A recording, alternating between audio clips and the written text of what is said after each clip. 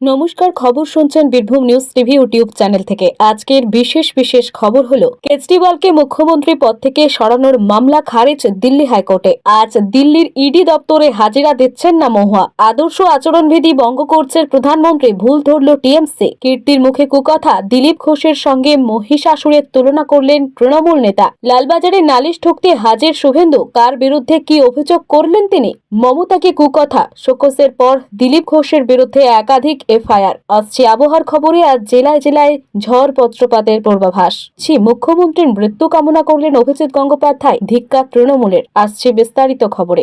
আবকারি মামলায় কেন্দ্রীয় এজেন্সির হাতে গ্রেপ্তার হওয়া অরবিন্দ কেজরিওয়ালকে দিল্লির মুখ্যমন্ত্রী পদ থেকে অপসারণের আর্জি খারিজ। উপরাজ্যপাল এবং কেন্দ্র সিদ্ধান্ত নেবে বলে জানিয়ে দিল দিল্লি হাইকোর্ট। আজ কেজরিকে দিল্লির রাউস অ্যাভিনিউ আদালতে হাজির করা হয়। আপের তরফে আগেই জানানো হয়েছিল যে মুখ্যমন্ত্রী হিসেবে অরবিন্দ কেজরিওয়ালেরই দায়িত্ব সামলাবেন। সেই মতো ইডি হেফাজত থেকে সরকারি নির্দেশ দিতে দেখা গিয়েছে আপ সুপ্রিমোকে। আজই তার এনফোর্সমেন্ট ডিরেক্টরেট হেফাজতের মেয়াদ শেষ হচ্ছে। এদিন তার মুখ্যমন্ত্রী পদ খারিজ নিয়ে সওয়াল করা হলে দিল্লি হাইকোর্ট জানিয়ে দিয়েছিল এই ব্যাপারে যাবতীয় সিদ্ধান্ত নেবেন উপরাজ্যপাল এবং কেন্দ্র। ভোট ঘোষণার সঙ্গে সঙ্গে আচরণবিধি কার্যকর হয়, তারপরও কিভাবে টাকা দেওয়ার কথা বলছেন প্রধানমন্ত্রী নরেন্দ্র মোদী? প্রশ্ন তুলল ঘাসফুল শিবির। মঙ্গলবার কৃষ্ণনগরের বিজেপির প্রার্থী তথা কৃষ্ণনগরের রাজ পরিবারের বধূ অমৃতা রায়কে ফোন করেন মোদী। সেই কথোপকথনে ওঠে দুর্নীতি প্রসঙ্গ। প্রধানমন্ত্রী আশ্বাস দেন, ইডি বাংলা থেকে গরিব মানুষের যে টাকা উদ্ধার করেছে, ক্ষমতায় এলে সেই টাকা ফিরিয়ে দেওয়া হবে। তৃণমূলের দাবি, এই আশ্বাসই হলো আচরণ বিধি ভঙ্গ। অভিযোগ জানিয়েছেন তৃণমূল নেতা সুখেন্দু শেখর রায় ও শশী পাঁজা। মোদী বলছেন, বাংলা থেকে ৩,০০০ কোটি টাকা উদ্ধার করেছে ইডি, যা গরিব মানুষের টাকা। লোকসভা নির্বাচনে নির্ঘণ্ট ঘোষণা হওয়ার পরেও শুধুমাত্র বিরোধী দলের নেতা নেত্রীদের হেনস্থা করতে ইডি সিবিআইকে মাঠে নামিয়েছে কেন্দ্রের মোদী সরকার। রাজনৈতিক প্রতিহিংসা থেকেই যে বিজেপি এমনটা করছে তা দিনের আলোর মতোই পরিষ্কার। সম্প্রতি বিদেশি মুদ্রার লেনদেন সংক্রান্ত মামলায় কৃষ্ণনগরে তৃণমূল প্রার্থী 3টি বাড়িতে তল্লাশি চালিয়েছে সিবিআই। এরপর গতকাল বুধবার মহুয়াকে সমন পাঠিয়ে 24 ঘন্টার মধ্যে দিল্লিতে ইডি দপ্তরে তলব করা হয়। যদিও এদিনের ইডির সমন এড়িয়ে গেলেন মহুয়া মৈত্র। কৃষ্ণনগরে তৃণমূল প্রার্থী জানিয়েছেন, আজ কালেগঞ্জে তার পূর্ব নির্ধারিত প্রচারে কর্মসূচি রয়েছে। সেখানে নয়াচর গ্রামে প্রচারে বেরোবেন তিনি। সকাল সকাল কৃষ্ণনগরের বাড়ি থেকে সেখানেই চলে যান। স্বভাবতই বোঝা যাচ্ছে তিনি এদিন ইডির দপ্তরে হাজিরা দেবেন না। সূত্রের খবর, মহুয়া তদন্তকারী সংস্থাকে অনুরোধ জানিয়েছেন ভোটের আগে পর্যন্ত তাকে যেন তলব না করা হয়। গত শনিবার লোকপালের নির্দেশে সিবিআই মহুয়ার কলকাতার বাড়ি সহ আরো 2টি জায়গায় তল্লাশি চালায়। আর এরপরই মহুয়া নির্বাচন কমিশনের কাছে সিবিআইয়ের বিরুদ্ধে তাকে হেনস্থার অভিযোগ আনেন। ইচ্ছাকৃতভাবে ভোটের প্রচারে বাধা দানের চেষ্টা চলছে বলেও অভিযোগ মহুয়ার। মমতা বন্দ্যোপাধ্যায়ের বিরুদ্ধে কুমন্তব্য, অস্বস্তি বাড়ল দিলীপ ঘোষের। অভিযোগ দায়ের বিজেপির প্রাক্তন রাজ্য সভাপতির বিরুদ্ধে। দুর্গাপুর থানায় এই অভিযোগ দায়ের করা হয়েছে। ইতিমধ্যে যদিও মুখ্যমন্ত্রীকে অশালীন আক্রমণ দিলীপ ঘোষকে শোকজ করেছে নির্বাচন কমিশন, এমনকি দলের তরফে তাকে সতর্ক করা হয়েছে। আর এরপরে এখানে অভিযোগ যথেষ্ট গুরুত্বপূর্ণ বলে মনে করা হচ্ছে। যা খবর, এক মহিলা এই অভিযোগ দায়ের করেছেন দিলীপ ঘোষের বিরুদ্ধে। 504, 509 নম্বর ধারায় মামলা রুজু করা হয়েছে। অন্যদিকে দুর্গাপুর সিটি সেন্টারে পুলিশ ফাঁড়িতে আরও একটি অভিযোগ বিজেপি নেতার বিরুদ্ধে দায়ের করা হয়েছে। তৃণমূলের আইনজীবী সেলের বেশ কয়েকজন সদস্যই অভিযোগ দায়ের করেছেন বলে জানা গিয়েছে। তবে এদিন অভিযোগ প্রসঙ্গে অভিযোগকারিনী বলেন, প্রকাশ্যে ভিড়ে দাঁড়িয়ে এবং একের পর এক সংবাদ মাধ্যমের সামনে উনি কথা বলছেন।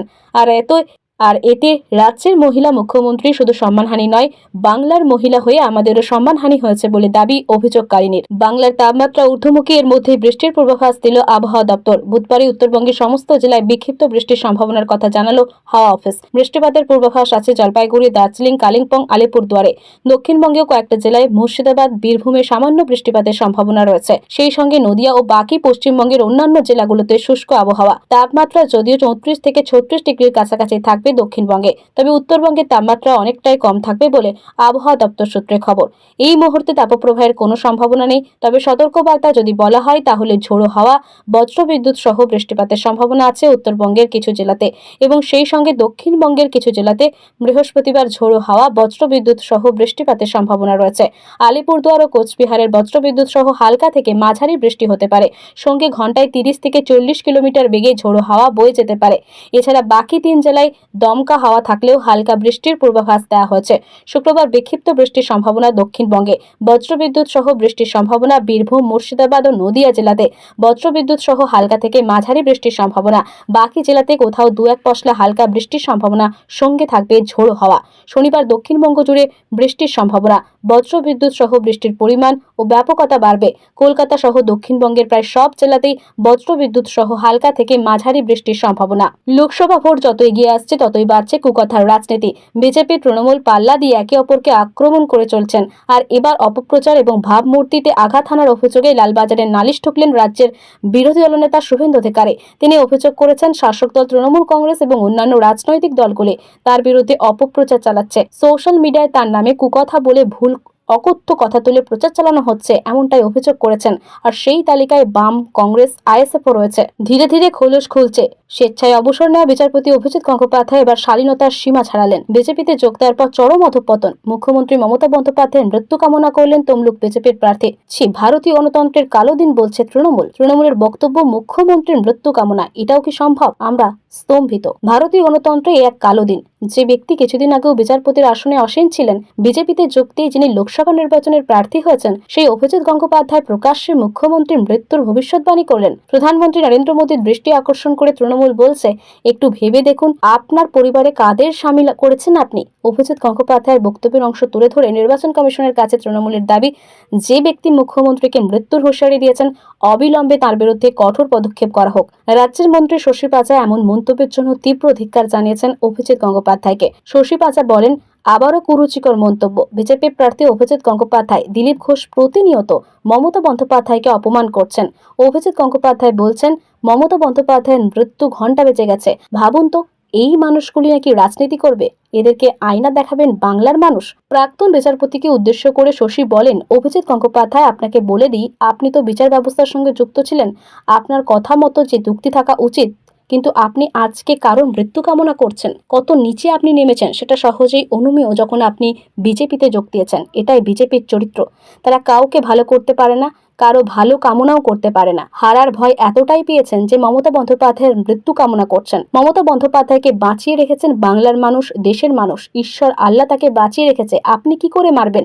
মানুষ আপনাকে রাজনৈতিকভাবে মারবে। লোকসভা ভোট যত এগিয়ে আসছে ততই রাজ্য রাজনীতিতে বাড়ছে কুকথার ঝড়। শাসক হোক কিংবা বিরোধী শিবির, কথার মারপ্যাচে কম যান না কেউই। বর্ধমান দুর্গাপুর লোকসভা কেন্দ্র প্রচারে নেমেই বাকযুদ্ধে জড়িয়েছে বিজেপি নেতা দিলীপ ঘোষ। মমতা বন্দ্যোপাধ্যায়কে নিয়ে বিতর্কিত মন্তব্য করায় বিজেপি নেতাকে শোকজ করেছে নির্বাচন কমিশন এবং বিজেপি। এদিন প্রচারে বেরিয়ে দিলীপ ঘোষের সেই প্রসঙ্গ টেনে কীর্তি আজাদ বলেন, দিলীপ ঘোষের মতো খারাপ মুখের ভাষার মানুষ দেখা যায় না। উনি নিজের মাকেও সম্মান করতে জানেন না। আর এরকম মানুষ মহিষাসুরের মতো হয়, যার সমাজে কোনো স্থান নেই। তিনি আরো বলেন, দিলীপ ঘোষকে শোকজ করেছে ওরই দল। এটাই ভারতীয় জনতা পার্টির গ্যারান্টি শোকজ। 2022 এবং সবাইকে মাথার ছাপ দেবে বলেছিল। 2047 সেই প্রতিশ্রুতি পৌঁছেছে। এরা মিথ্যা গ্যারান্টি দিয়ে চলেছে।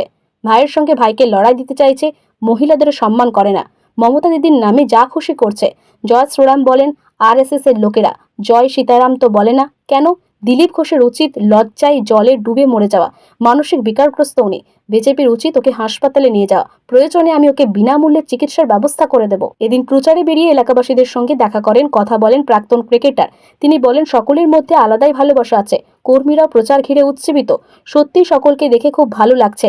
যেভাবে সকলে আশীর্বাদ দিচ্ছেন, আমি নিশ্চিত সকলের এই ভালোবাসার আশীর্বাদে আমরা জয়লাভ করব। প্রসঙ্গত, আসন্ন লোকসভা ভোটে নিজের চেনা কেন্দ্রের বদলে নতুন মাঠে নেমেছেন বিজেপির প্রাক্তন রাজ্য সভাপতি। প্রতিপক্ষ প্রাক্তন ক্রিকেটার বলে, অচেনা পিচেও শুরু করে চালিয়ে যাচ্ছে খেলা দিলীপ ঘোষ। আর তেমনটাই যদি প্রথমেই লুজ বলে ক্যাচ দিয়েছে বিজেপি নেতা, এমনই কটাক্ষ রাজনৈতিক মহলের। খবর এখনকার মতো এই পর্যন্তই। সঙ্গে থাকুন, সাথে থাকুন। নিয়মিত খবর শোনার জন্য সাবস্ক্রাইব করুন।